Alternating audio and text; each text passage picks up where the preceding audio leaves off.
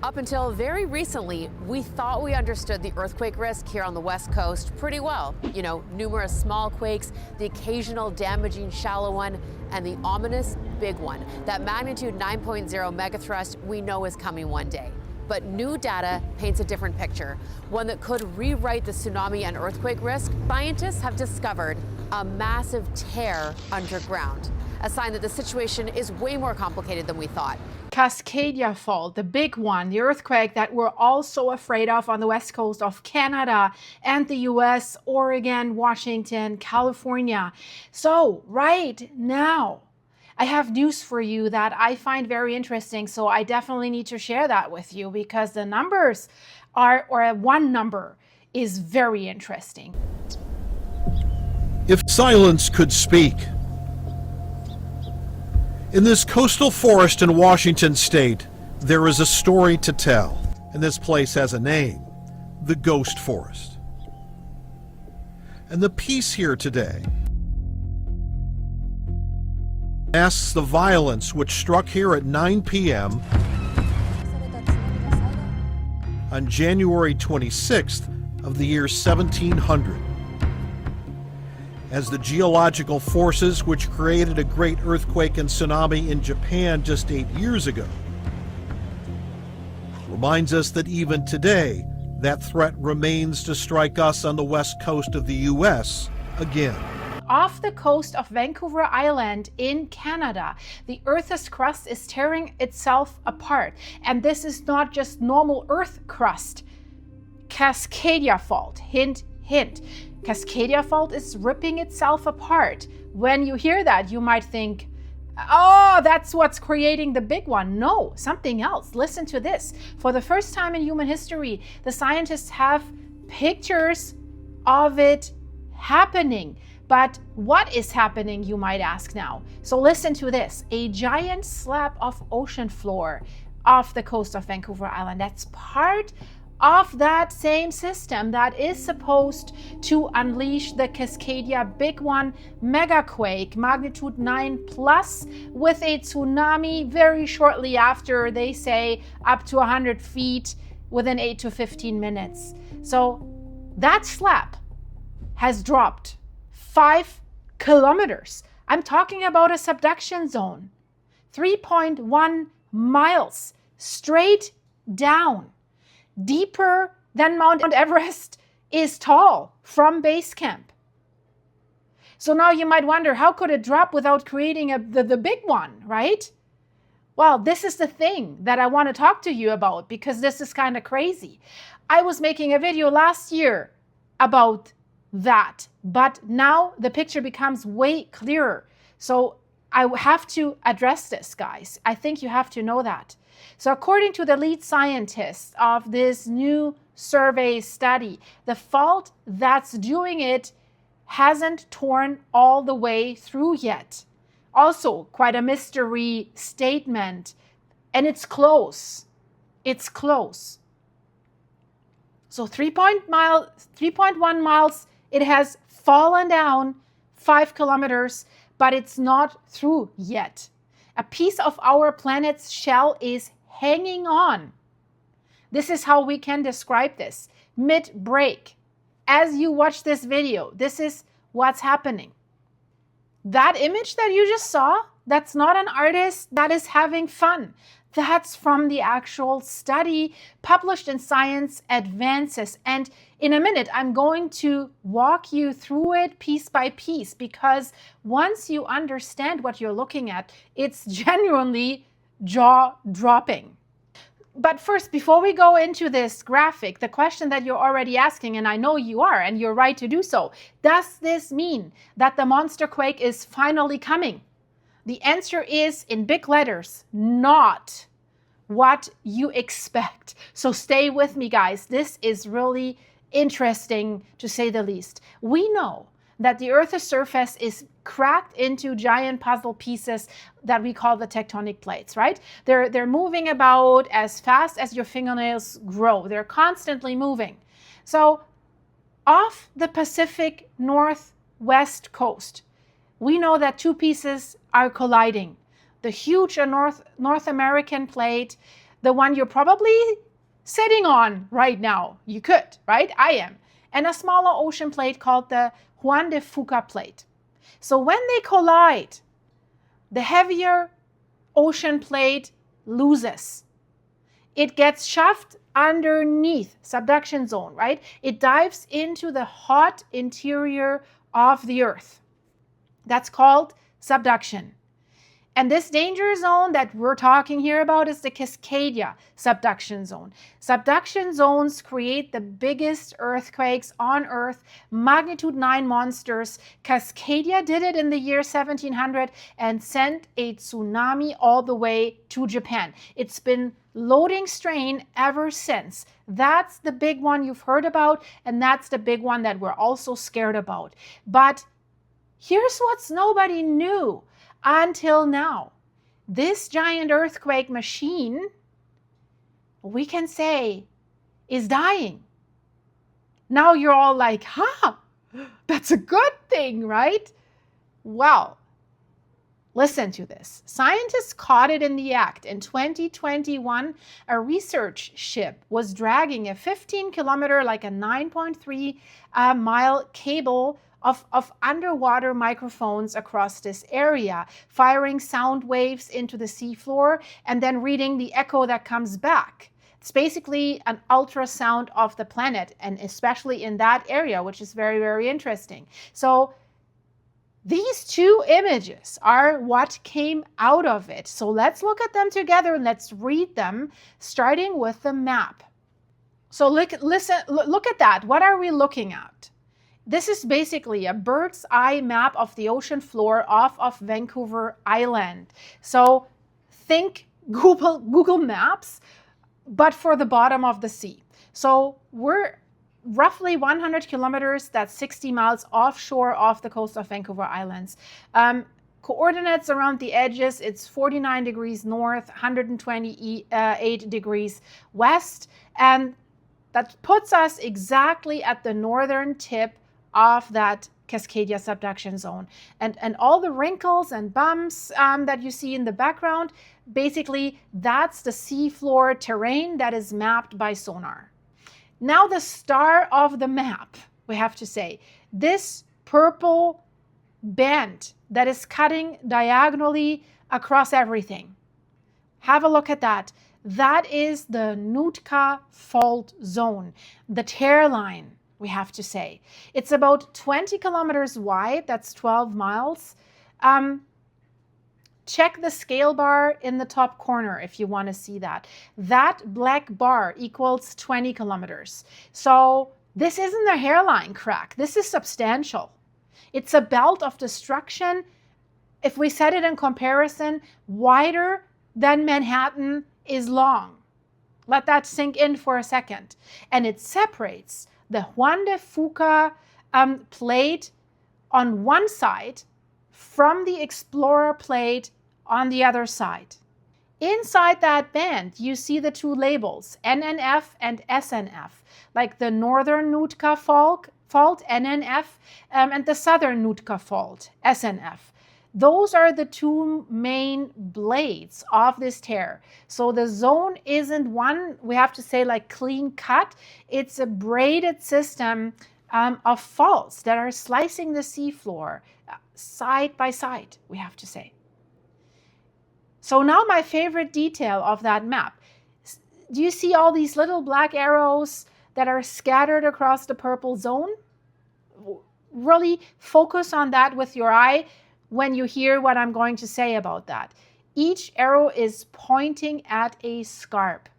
A scarp that is a steep or a cliff in the seafloor where basically a fault has physically broken off the surface and shoved one side either up or down. So in other words, if you drained the seafloor right now, if you drained the ocean and you were walking out there to that area, you would see these cracks with your own eyes. Every arrow that you see there is the fault zone basically telling us, I'm active, I'm moving right here. And this is so important because look at these two letters here. H, and M. They mark a pair of seamounts, underwater mountains sitting right in that fault zone. Scientists use them as landmarks, like pins on the map, so that they know where they are, where what is. Put this in perspective. So look at PD 02, 03, 04, 05. These thin, perfectly straight lines that you see on that map, these aren't geology. Those are the ship's scanning tracks. Where did the ship go? The exact lines basically where the research vessel drove while firing its sound waves down onto the ocean floor. So wherever a line crosses that purple band, scientists got a slice, basically an X-ray cut through the fault zone below, and that is what's so fascinating. If you see perfectly straight lines in nature, always humans. It's always the humans. Then we've got this thick, wiggly black line basically running down the right side, and it's labeled deformation front, and that's a big one. That's really, really important. This is basically, we have to say, the front door of the subduction zone, and I'm going to explain that. It's the line where the ocean plate starts to dive, to subduct under North America, and it's where the seafloor starts crumbling like a rug pushed against a wall. If you push the rug, it starts crumbling, right? Everything on the left of that line is basically ocean plate heading towards its doom. That's how we can name it. Just past the right of it, off this map, is Vancouver Island. That's how close to shore this is happening. And we know Vancouver Island, if the big one happens, it gets the big tsunami, it gets most of it, it gets a lot of it, right? Because they're so close compared to Vancouver, which will still get a bad part of it, don't get me wrong. But Vancouver Island is where Shizzy's going to hit the fizzy. Big time, right? I'm not saying it's going to be a lot better in the other areas. But the map tells us where. A 20-kilometer wide active tear cracking the visible seafloor right at Cascadia's front door. This is basically my summary of that. But the map is just the top view. The real horror show, and I have to say horror show because that's what it is, what this tear looks like from the side. And of course, I'm going to show this to you. Underground, from the side, underground. So look at this here. That's the image that made headlines and is still making headlines. This is basically the study's showpiece. It's a 3D cutaway of what is happening underneath the map that I was just explaining to you. So imagine slicing the earth like a layer cake. We can say that. And pulling out a corner block so that you can see both the top, and so important, and the inside. That's what this is. So, and let me decode every part because this is so crucial. So the gray surface on top of this map, that's the ocean floor. The same real estate, so to say, that we just saw in the map, now we see it in 3D. Labels are the players. JDF is the Juan de Fuca plate, and the big conveyor belt is still diving under North America. EXP Explorer plate, right? The chunk that's breaking away. And PAC in the corner is the mighty Pacific plate. You're basically, that is watching from next door. This is what we can say. So that blue stripe, that's the Juan de Fuca Ridge, the birthplace. It's a crack where fresh ocean floor is created as the plates are spreading apart. So the plate is literally born at the blue line and it dies diving under the continent. So this diagram captures the whole life, we can say. Let's go to this black band that is labeled NFZ. Recognize it. NFZ if you're Canadian, NFZ if you're American. So This is the Nootka Fault Zone, the exact same purple band on the map, now seen in 3D. And that, I have to say, the map and this diagram are two views of the monster, but so important. Look at the yellow arrows. The yellow arrows show which way each plate there is moving. And look closely, Juan de Fuca plate arrow points strongly towards the continent. So still charging ahead, still subducting. The Explorer's arrow is smaller and it's pointing differently. Explorer plate is stalling, we can say. It's giving up on the subduction. So that, we can say, disagreement in direction is exactly why that plate is tearing. Two halves of one plate trying to go different ways will rip them apart at the seam. And the seam is the NFZ, the Nootka Fault Zone. And look at this label. Future captured microplate, question mark. That's the diagram telling you the Explorer plate's fate, basically. It's being torn off and it will end up a stranded little microplate. It's not a maybe, it's in progress already. And now the star of this entire study, this huge red curtain that's plunging straight down, labeled slab tear.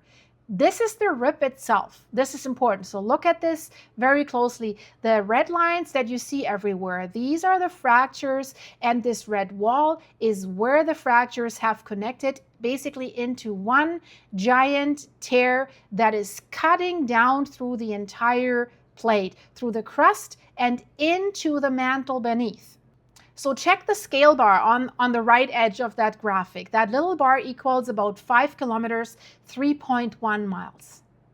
Now look at the size of that red wall against it. Along this tear, one side of the slab has dropped roughly 5 kilometers, 3.1 miles relative to the other, the Mount Everest. That's the headline number. That is the headline, guys. But the headline visualized for you. One side of a continent-sized sheet of rock sagging 3 miles deeper than its neighbor. Really, I want to make that clear, the magnitude of that. And notice the red dashes that are continuing below the wall. The tear is still propagating, not 100% through, but close. And look at this dark ramp that is sloping down to the left is the slab disappearing underneath North America. That's the down dip direction, the dive. So the label continued Juan de Fuca subduction means the Juan de Fuca side is still coupled. It's still being dragged down. So if we want to picture it, the left side of the red wall is still riding the conveyor belt into the earth, while the right side, labeled Explorer slab edge, is tearing loose. And last thing, I was speaking of cake layers. The cake layers on the cut face. The light blue layer is the oceanic crust. That's the rocky skin. It's only about 6 or 7 kilometers, like 4 miles thick. And the big green mass that you see below is basically the oceanic mantle lithosphere. It's like the rigid slab of upper mantle that is glued to the bottom of the crust. So together, blue plus green, that is what we mean by when we say a plate. That's a plate. And the red tear cuts through all of it. You see that? All of it. This isn't a scratch in the paint. The whole structural beam of that plate is snapping. And the earthquakes confirm it. So along a 75 kilometer, like a 47 mile stretch of this tear, some segments constantly pop with small quakes. while others are dead silent. So the silence is the scariest part, actually. Once a piece has fully broken off, the rocks aren't stuck together anymore, so there's nothing left to snap. So silence means already torn. And the quaking segments, still attached, still tearing. So the lead author of that study, his name is Brendan Schuck, he put it perfectly, we can say. He said, it's like watching a train slowly derail one car at a time. This is what is happening here. And now the question that you probably clicked for while you clicked on that video: does a slab dropping 5 kilometers mean the megaquake is loading up? Does that mean it dropped 3.1 miles? Is it loading? Short answer, that discovery here does not make the big one more likely tomorrow. And many were thinking it makes it more unlikely, right? If the subduction zone is dying.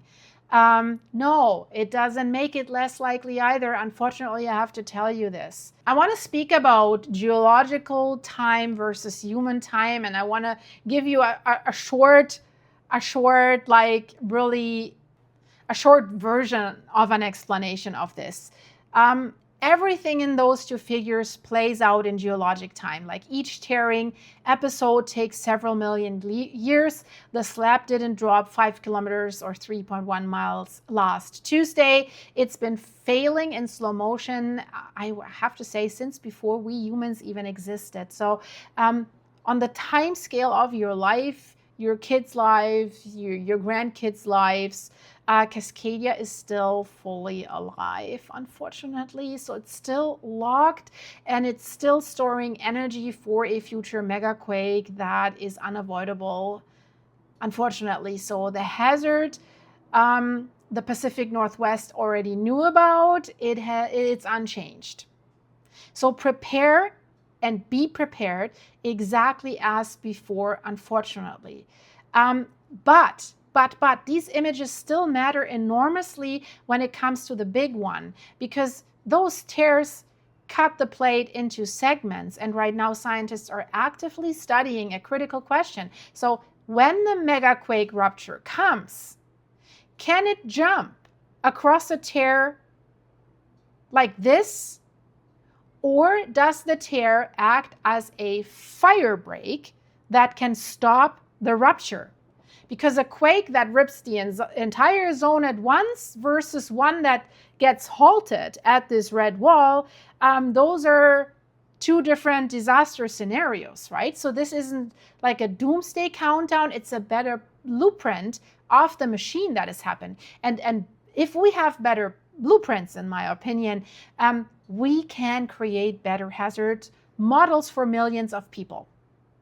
But one last mind bender. Geologists always knew subduction zones must eventually shut down. They do shut down. Otherwise, ocean would vanish and continents would pile up forever, right? Makes sense. But nobody knew what the death of a subduction zone actually looked like, because nobody had ever caught one dying. So this is what the interesting part is, right? Before, they'd only found, we have to say, the bodies off of Baja California. There was a dangerous subduction zone, right? So they found the body, the seafloor is littered with fossil microplates, abandoned fragments of the ancient Farallon plate in that area. That was a giant that once dove under all of North America and then disappeared. So for decades, those fragments did scream, a subduction zone died here, but absolutely no witness reports of how. So now we have we can be the witnesses. The Juan de Fuca plate, the one that's tearing in these images, is itself one of the last surviving pieces of that same Farallon plate. That's the interesting thing. So what we're watching right now off the coast of Vancouver Island is basically the final chapter of a death that started tens of millions of years ago. Explorer breaks off first, that future captured microplate, then piece by piece, episode by episode, the plate loses the sinking weight that pulls it forward, and then the whole conveyor grinds towards a stop. So one day long after all of us the Cascade volcanoes will go quiet, and the megaquakes will end. Those two figures are humanity's first photograph of how that ending begins. But before it ends, unfortunately, guys, we will see megaquakes. We will. Don't pack a go bag because of this study, but pack one because you live in Cascadia, and that's always a good idea, I have to say. But do appreciate what we just saw. This ultrasound of the planet, it's amazing. So I hope you like this. Leave it a like, subscribe. And guys, if you want to see how an earthquake actually looks, I'm giving you comparisons because this is not just, oh, I'm shaking. This is, oh, I'm swirled around like in a tornado. But when you see what the ground is doing, you have to watch this from the recent Venezuela earthquake. It'll blow your mind. I promise you that. See you there in a second. Bye-bye.